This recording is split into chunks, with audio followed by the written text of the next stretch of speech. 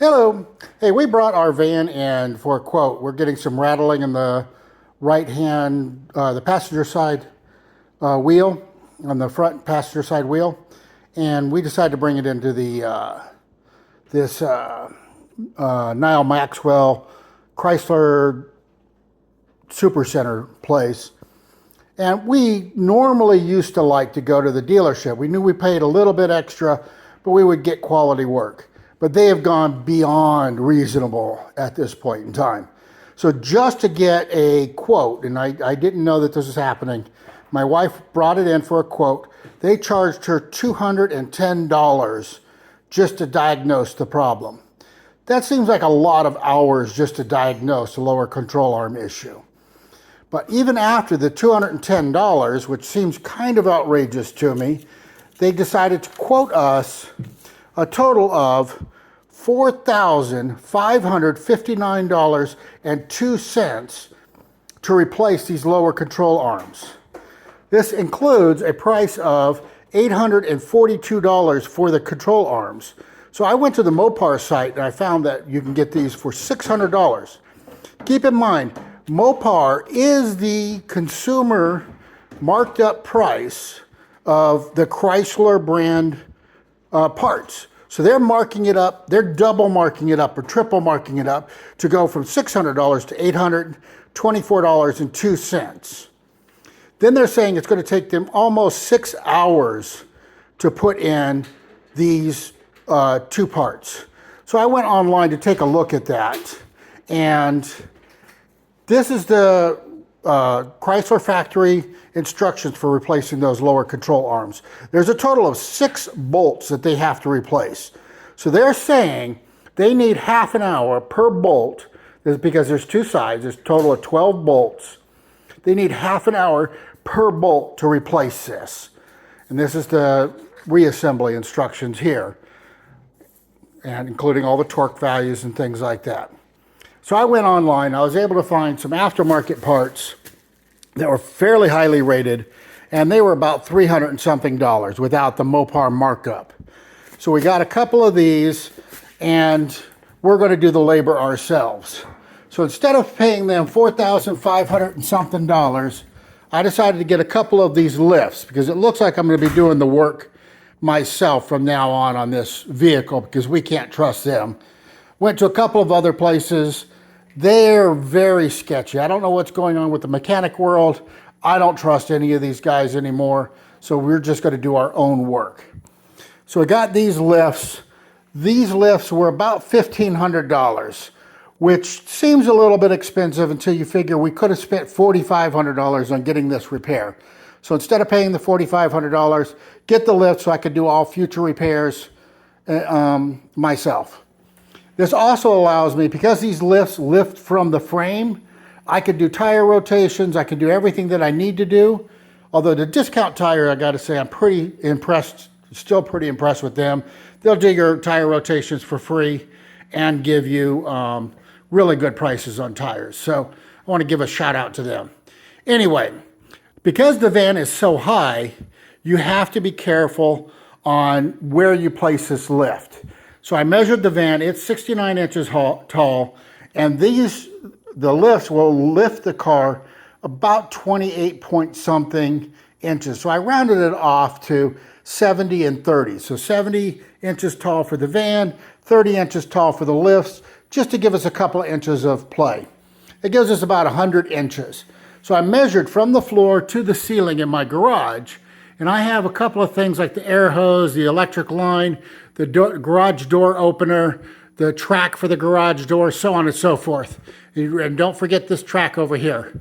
So I've come to the conclusion that if I park the van right here between this track and this air compressor hose, I'll have more than enough room. I will have to close this garage door and keep it closed for the duration of the work, which means I'm going to have to pull that van pretty far in there. But that's just to ensure that the top has enough clearance that it doesn't hit anything when it's lifting up. So I'm going to go ahead and pause here, put the lifts under the van, pull the van under in the garage, get everything centered up, and then I'll restart the video. The van pulled in. If you notice, we've got it right between the obstacles on top of us. So we got the rail over there and the air compressor hose there. I'm gonna go ahead and shut the garage door so I don't forget to do it later on. Now, one of the things that I did with the lift that it didn't come with is I put these are quite heavy. They're about 125 pounds each. Put these casters on it. It didn't come with these, but it makes rolling them around on my floor a lot easier without scratching it up. So what we're going to do is we're going to put these in place here. And see the little nub here for the jack point. I'll try to get that right there. And then right here, it looks like we're going to be on the very edge. We're not going to need the extenders. We are going to need a couple of these rubber things though. Now the jack comes with all these accessories, or the lift comes with all these accessories. So if you've got a higher vehicle like my truck, you can use these. If you've got a lower vehicle like the van, we can use these. They also come with extenders to make those longer, to fit the longer wheelbase vehicles. All right, so let's see if we can get this in here. Oh, that just barely fits, very tight. There we go. Make sure the right spot right there. Same thing over here.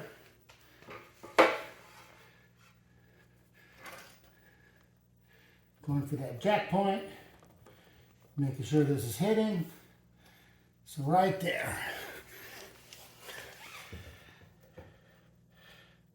All right, see the jack point and a rubber block. I'm gonna go do the other side. Go ahead and pause.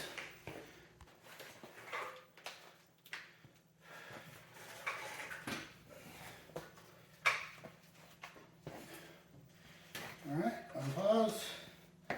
A bit tighter because we had to go close to the edge.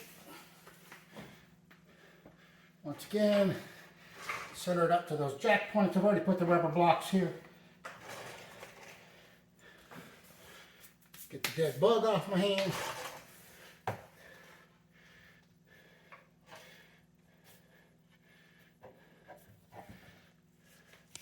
That's centered on that jack point there.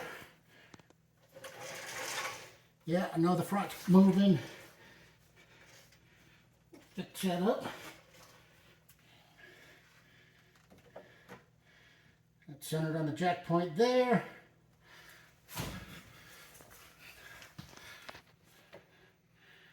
All right, here we go. Now I'm going to lift it up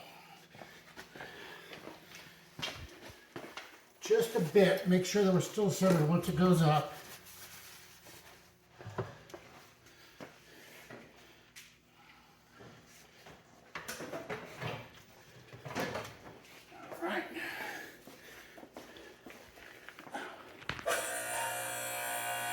You see it start to lift over there. You see it lifting up the van.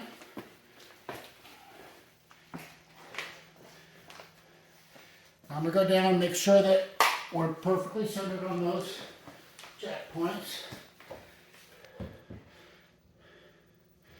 Yep. That one's good.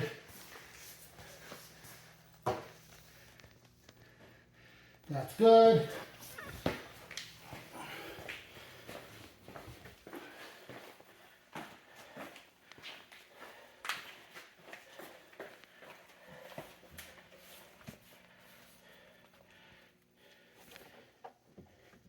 That's centered, it's not hitting the body piece here.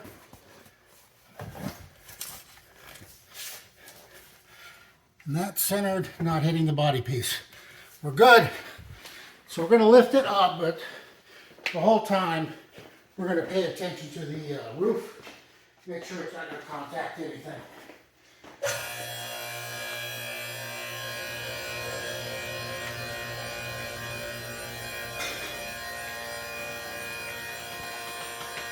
We're also keeping an eye on the vehicle itself. Make sure it goes up a level. You see the lifts are working perfectly?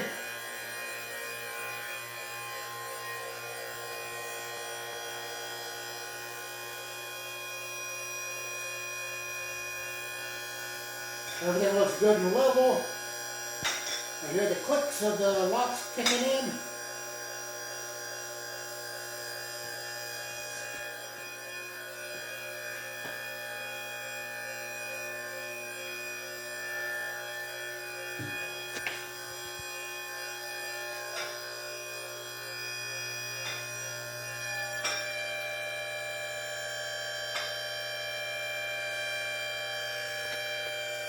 Alright, I think we're at maximum height now.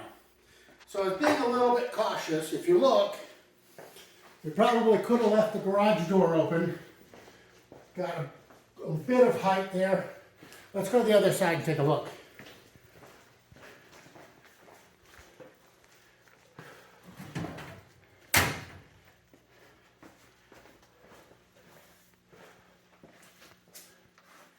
So, that's level. We're still a couple of inches away from that. So if that garage door open, would have been no problem. We would have cleared that easily. We also would have cleared the air compressor and this readily. So we're good. We could have kept everything open, done it right in the center if we wanted. But now that it's already up, I'm just going to work on it here. Pause. All right, so we're going to get a couple of jack stands just to be on the safe side.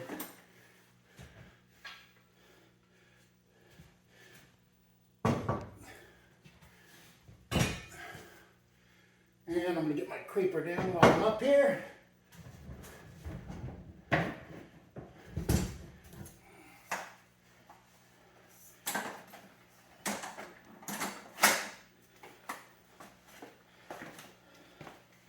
All right.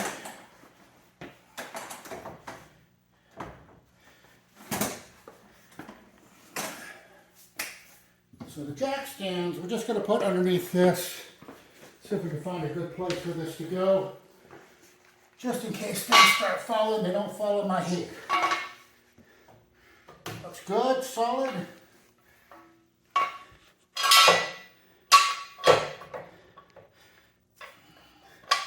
Alright, that'll lock that in place.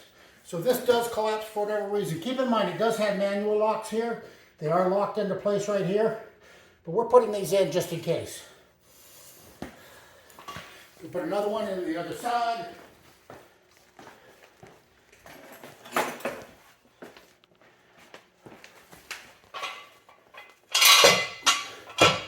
There we go. Now one other thing that we can do is, I got this creeper and I want to use this creeper to crawl around underneath this. And that hose is going to get in the way. They say that you can remove the hose after it's lifted. I don't trust them, so I'm going to leave that hose connected and just kind of move this away so I can get my creeper underneath there. That should give me more than enough room. All right, pause.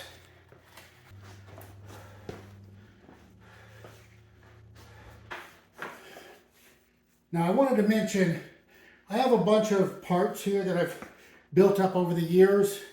So if you don't have parts like this, yes, it's going to cost you a little bit more. But once you have these, I've had this for over 10 years, had this for a couple of years, had those jack stands for more years than I can remember. The tools and such, it doesn't cost me that much to do this. Obviously, if you don't have any of these tools, it's going to be a little bit more of an investment for you. Ready? All right, so we got to take these wheels off, and I'm just sizing things up right now.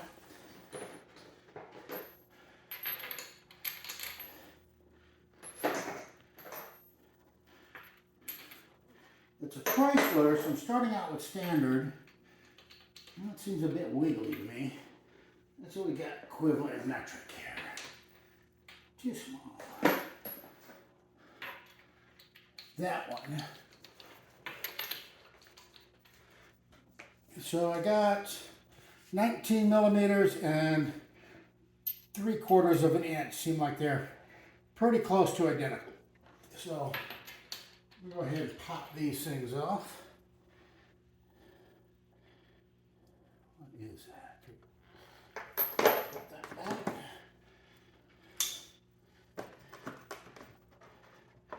I'm probably gonna have to get my torque wrench. It's got a little bit more leverage. But let's take a look, see what we can do here.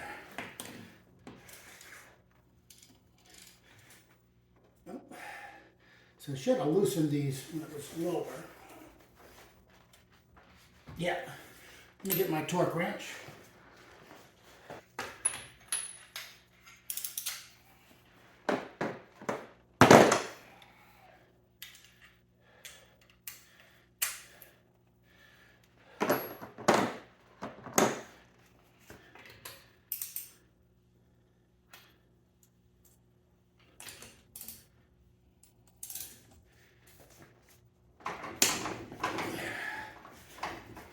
There we go.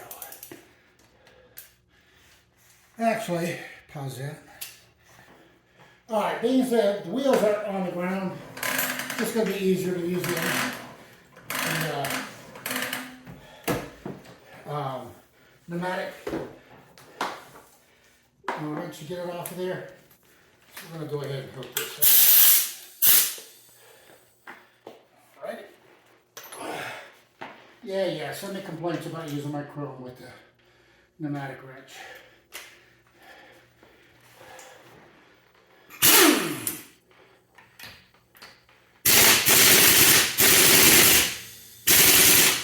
All right.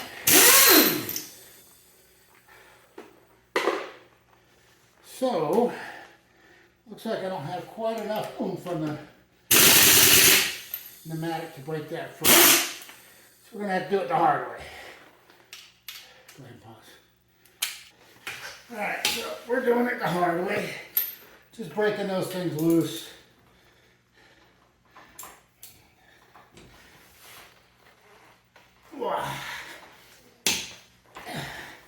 Some of them are quite stubborn. Alright, now we got them broken loose. The pneumatic should work fine.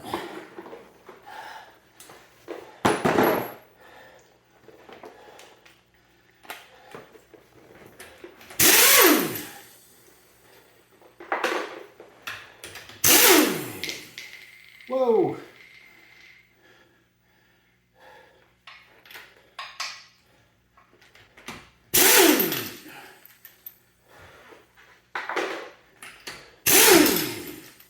Alright, got that off. My lovely assistant's grabbing that loose one. Got all the bolts accounted for, or nuts accounted for.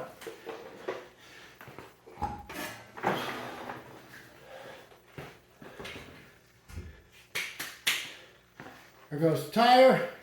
That's just to get complete access. So this is the part here we're going to be replacing. And that's held on with 6 bolts. Alright, pause. Alright, so it says remove the tire and the wheel assembly.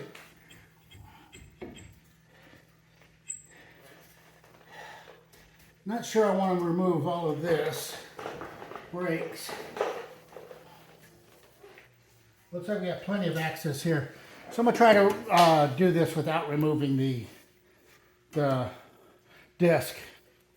So I'm going to get underneath here, see if I can get a angle on what size nut we got under there for the mud guard, whatever they're going to call that pan.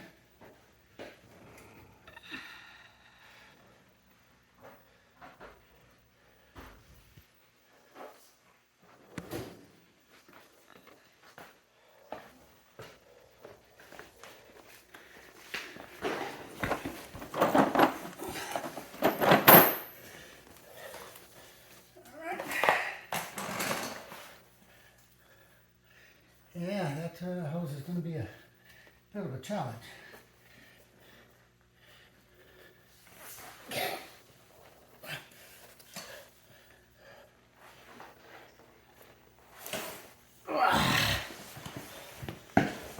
There we go.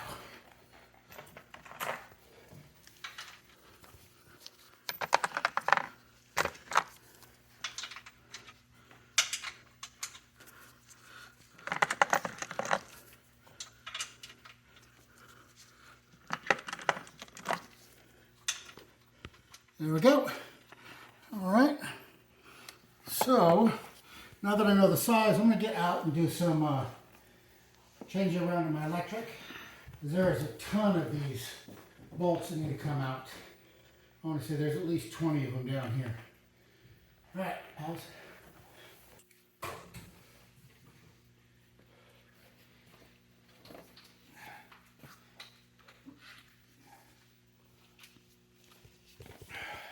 All right, so I got it up. Try to take off that belly pan, but man, they got like 14,000 bolts holding and clips and other things. So I loosened it all up enough that we can get it up out of the way. Thanks to my wife, she pointed out that we can access all the bolts that we need to without having to take that whole thing off. So we're going to leave it like that for the duration and then just patch it all back up. The belly pan was interesting. It came with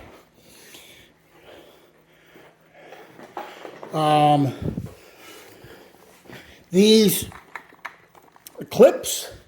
There's 3 of these clips. You just pop that center out and the whole thing comes out and releases. Plus, all of those bolts were made for holding just the belly pan up. So that's where we are now. Now I have access to that lower control arm, and we're going to replace it with these 2 new ones. All right, so we got the lower control arm out on the driver's side. Took a little bit longer than we were expecting. Didn't realize that these pivot points here, these joints, they're under pressure. So getting this thing out was a bit of a challenge until we got this out. That just took a couple more minutes to figure it out. We got it out with no major difficulties. And now we're just going to put the new one in. Here's the bolts that we took out. So these 3 here go on the end over here with the round coupling. Got 2 of these. One of these I left in there because it goes down from the top. And I didn't want to take it out just to fish it back in there. So this is the nut to the other bolt that's in there waiting for us. So here's the nut hanging down, or the bolt hanging down, if you can see it there. The head of that is kind of jammed up in this slot up in here. It's kind of hard to get to. We could get it out there, but there just didn't seem to be any issue leaving it there and tightening it down. Did have to use a crescent wrench because those are bolts with nuts. And as soon as they got loosened up a little bit, they quit moving or quit unscrewing. And then we'll work on this side next. All right, we got the new control arm in on the driver's side. Learned a few lessons, mostly just how to fit it back in the easier way. Got it in without too much trouble. Pretty happy with that. One of the things I want to note is you see that hydraulic line going there. We went ahead and lowered these lifts down to their stops, released the pressure, moved those lines so I could work here easily without having those lines in our way. That worked really well. I can't tell you how impressed I am with these lifts. They are very good. They're very secure. There's nothing dodgy about this at all. It's very comfortable working under there without any worries. So we're going to go ahead and replace these. Right there. All right, here we are. Got the new control arms in place. Everything's torqued down perfectly. Took us about an hour on the second one. That's with about a 10-minute, 15-minute break in the middle. It's pretty hot out here, so we took a hydration break. All we got to do is patch up the belly pan, put on the tires, and we're good to go. That's it. All right, so got the wheels back on. We don't have them torqued down yet. We're going to do that once the rubber hits the road. But we do have them, the pneumatic wrench. I got it down. I just pumped this up to get the jack stands out. And we're going to release all the manual locks.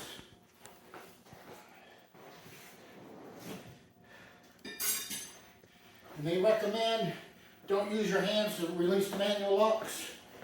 So I'm going to use a little crowbar. Just flip these little guys down. Like that. Like that. Do the same on the other side.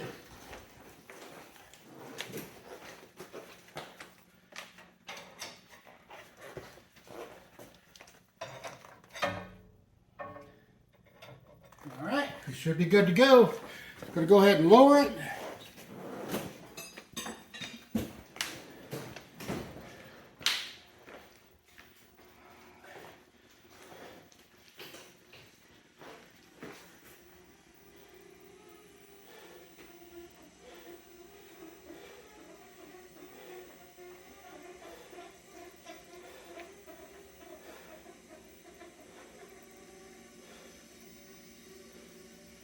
I said I can't be happier with those lifts. Vevor GT7000. I'm going to go ahead and torque those lug nuts down real quick. Oh.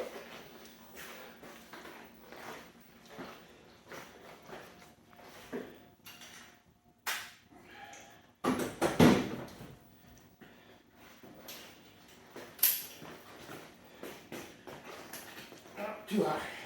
Too close. Let me get an extension real quick.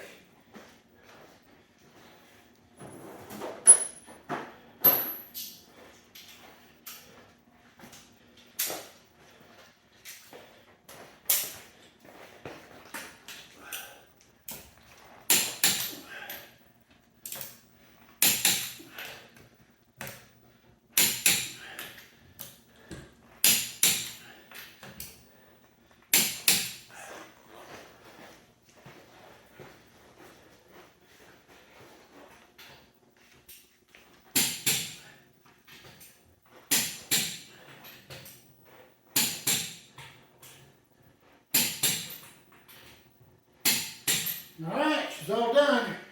I'm going to finish dropping her.